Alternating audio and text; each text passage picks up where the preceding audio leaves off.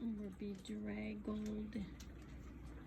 But Clarky's trying to clean Jessie up.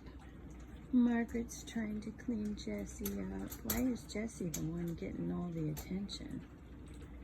What is that, Jessie? Clarky's taking care of his brother.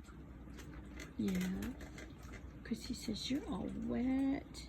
Let me take care of you. I guess that's what you have to do when you have to potty outside. Because we don't potty inside, do we? No, we don't. We're such good boys. We're such good boys. Clarky, are you cleaning up Jessie? You are.